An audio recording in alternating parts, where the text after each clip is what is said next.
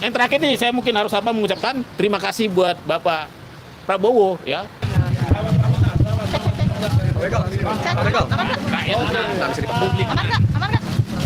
Ada berita acara serah terimanya ya.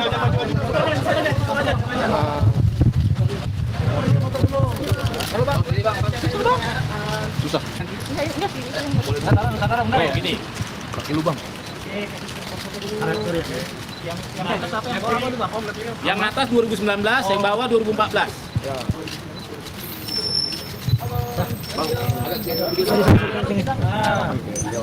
Oke. Ini kamera di sini, video di sana.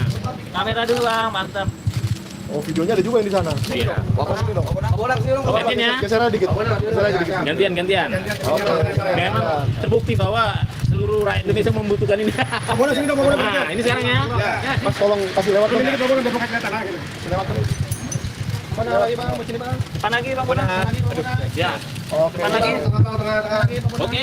Tengah. Sekali lagi. Ah, balik. Iya Bang. Ya. Aduh. Bang, dikit Bang, sini Bang, dikit aja, satu lagi Bang. Udah? Nah, Bang, sini ke kiri sekali lagi deh Bang. yoi. Nah, ayo. Wah. Ada backgroundnya, logo kameranya. Oh, gitu. Oh, gitu.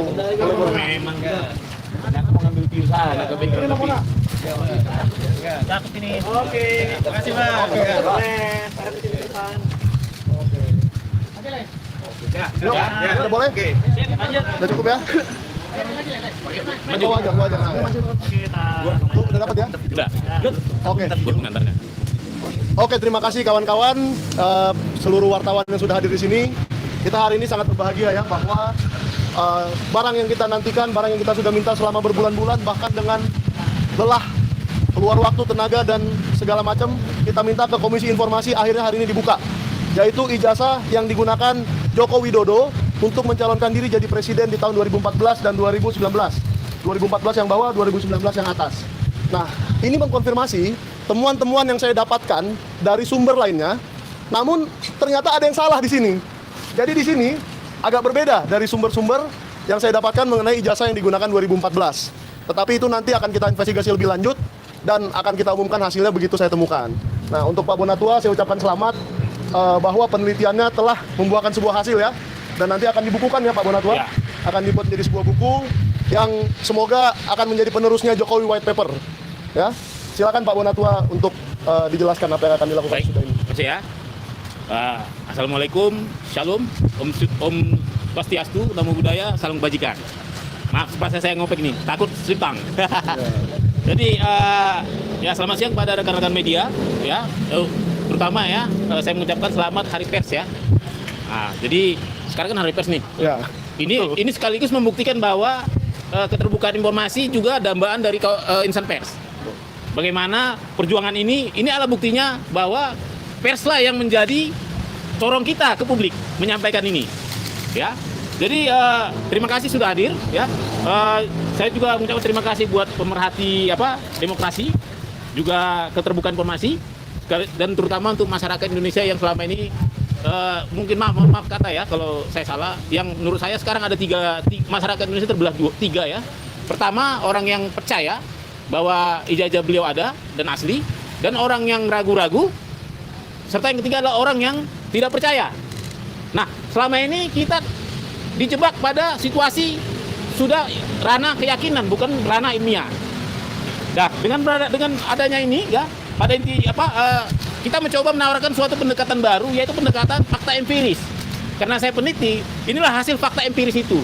Jadi saya harap masyarakat yang terbelah, yang tadi tiga itu, kembali ke jadi masyarakat ilmiah yang mari melihat ini semua sebagai alat sah untuk diteliti, ya. Ini tentunya sama-sama kita tahu bahwa proses ini kita mulai sejak 3 Agustus yang lalu dengan proses yang panjang dari awal permintaan informasi, lalu KPU mengeluarkan keputusan 731 untuk mengatakan bahwa informasi saya ditolak karena melanggar keputusan KPU 731. Setelah itu publik marah. Setelah publik marah, DPR juga ikut marah, Komisi 2 ikut memanggil mereka. Lalu setelah itu saya juga mengirimkan keberatan, dan keberatan saya itu dijawab dengan dicabutnya keputusan 731 dan disertai dengan diserahkan juga yang 2 ini, tapi ya dengan 9 item yang disembunyikan. Ya. Nah, lantas saya tidak puas 9 item itu harus dibuka karena ini dalam rangka demokrasi yaitu jendela keterbukaan informasi. Akhirnya saya sidang sengketakan di Komisi Informasi Publik dan sampai 6 kali sidang ya sejak November ya. Akhirnya keputusan KIP mengatakan bahwa saya menang. Permintaan saya membuka 9 item diterima. Setelah itu KPU dikasih kesempatan untuk banding ke petun. Dan itu yang ternyata KPU cukup bijak, tidak mau menggunakan uang rakyat untuk melawan rakyat. Ya. Dengan kata lain, terima kasih KPU ya. Artinya memang ini buktinya bahwa tak sempat saya simpan ini. Selalu langsung saya kasih ke publik. Nah, dengan begitu ya, mengapa inti acara kita ini adalah menerima salinan resmi fotokopi ijazah ya. Fotokopi ijazah terlegalisir berwarna tanpa sensor. Menyambung kata Bang Mike tadi, Ya. Inilah data ijazah pertama dari pintu depan KPU. Ya. Meskipun saya tahu, saya teliti banyak ijazah yang dari pintu belakang yang beredar ya. Nah, ini nanti akan kita teliti. Tujuannya peneliti, mohon kita dibantu ya Pak publik. Isu ijazah ini kan sudah memecah kita dari 3 kubu tadi. Nanti mari kita di medsos, di mana-mana kasih data yang benar. Ya. Yang pasti jangan sampai kita menjadi fitnah. Ya, jangan sampai kita terjebak perbuatan tidak menyenangkan, melanggar undang-undang. Kita ini bisa jadi peneliti dengan apa? Dengan data yang benar. Inilah data yang benar. Ini resmi dari KPU. masih butuh yang namanya yang fisiknya, sumber fisik dari fotokopi ini. Ya. Jadi dari sini ya saya catat kita ini ini ada kelebihan dan kekurangannya dari fisik asli fotokopinya. Yang pasti yang kita minta ini kan fotokopi terlegalisir 5 tahun, 5 periode, 2005, 2010, 2012, 2014, 2019. Yang ini baru 2. Nah, yang mengikuti sepanjang zaman itu adalah legalisir ini. Ini selalu identik membawa jejak-jejak administrasi. Ya. Ya, bagaimana ini keluar ini nggak sembarangan. Ini pasti ada sebuah proses administrasi di baliknya. Itu bisa kita mintakan juga ke UGM. Dimulai dari siapa yang meminta, siapa yang melegesnya, siapa yang pihak KPU yang memverifikasi administrasi. Ya, itu bisa bisa jadi verifikasi validasi dokumen 5 dokumen tadi. Berikutnya kesamaannya ini dengan yang sumber fotokopinya. Saya bilang sumber fotokopi ya, saya belum berani bilang itu asli ya. Sumber fotokopinya, katakanlah asumsinya itu asli ya, adalah semogalah informasi ini ya. Jadi bayangkan bahwa dulu ada alih media, informasi ini alih media dari yang aslinya, katakan aslinya, analognya ke fotokopi. Artinya 100% informasi ini sudah pindah. Misalnya nama, logo, foto, tanggal lahir ya kan, tanda tangan, ini sudah 100% pindah alih media dan 100% bisa dipertanggungjawabkan jika ada yang ingin menelitinya. Misalnya tanda tangan itu bisa teliti mungkin nanti netizen ada yang Ahli tanda tangan. yang punya kebetulan dulu meleges pas di tanggal ini. Kan bisa dicek ini tanda tangannya gimana. Seperti Bang Mike tadi juga, ini kan agak beda posisinya kok geser ya kan. Nah, ini juga agak geser ini dengan data-data yang pernah ada. Nah, itu juga nanti akan bisa kita teliti ya. Dan juga misalnya ada foto ya. Foto juga kita bisa teliti, tapi khusus untuk foto dan materai ini hati-hati. Karena apa? Foto dan ini tidak mengandung warna ya. Walaupun katanya ini foto hitam putih, tapi mungkin kalau foto aslinya agak beda juga, nggak harus hitam putih. Tapi materai juga itu kan berwarna.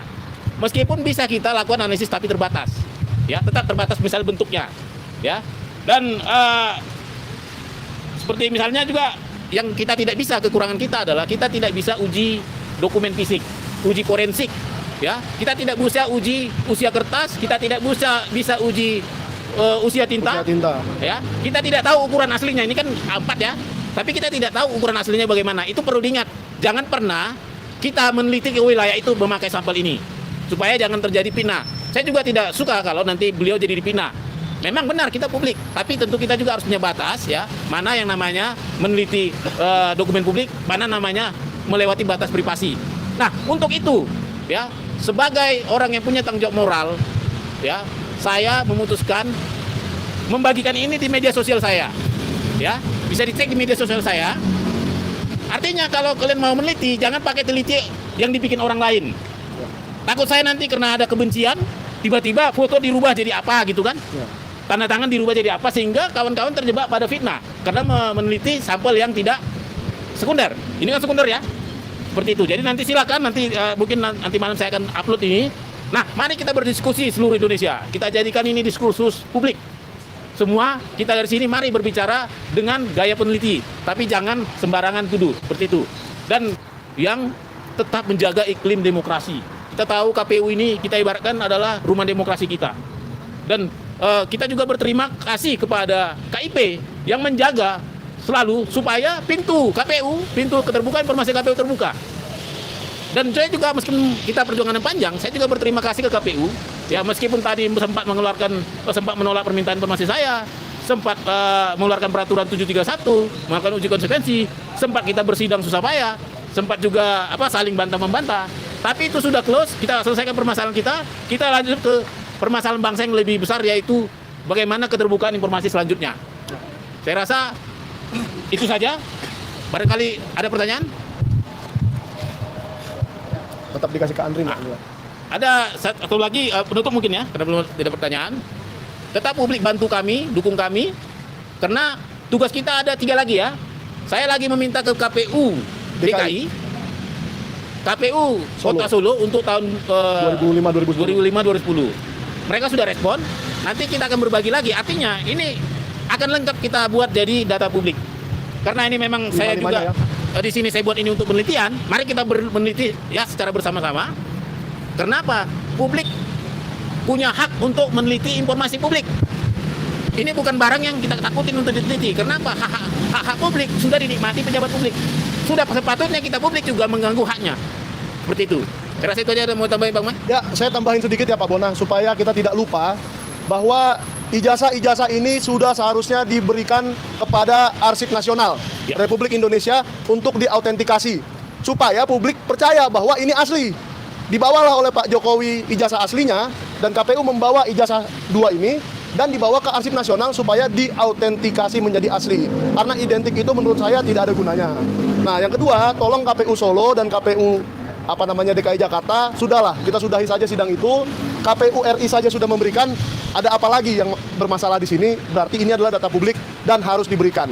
Yang ketiga, jangan salah, ada satu orang lagi yang masih dipermasalahkan ijazahnya atau surat keterangannya. Kalau ini diberikan, maka Gibran Rakabuming Raka juga harus memberikan hal yang sama.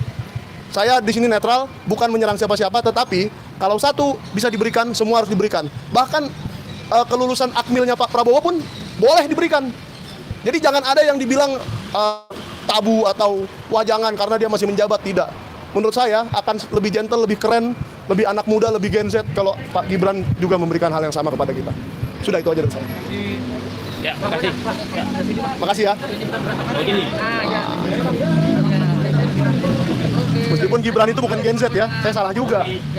Gen Z itu kelahiran berapa ya? Nah, ini berita acaranya nih, kalian nggak ada yang tertarik nih. Nah, jadi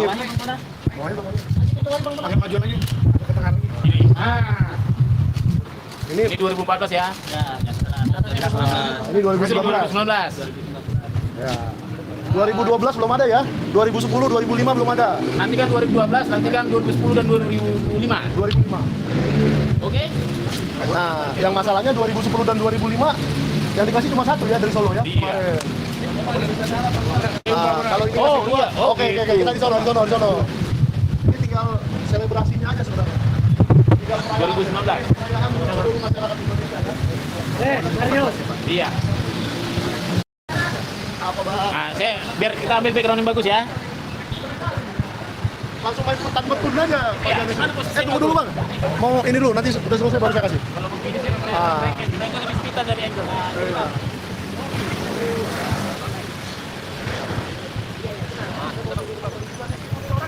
Fotoin juga dong. Pakai HP saya aja nggak kena. Turunin dikit Bang.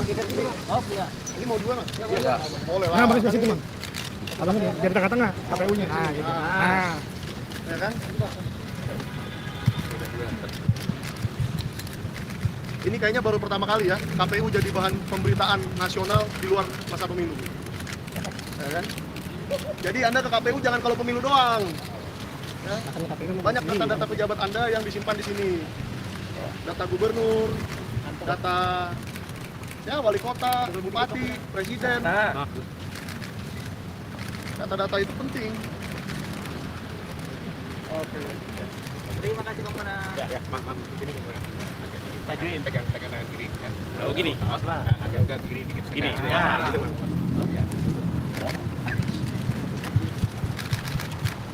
Udah kayak foto model dia ya. Mantap.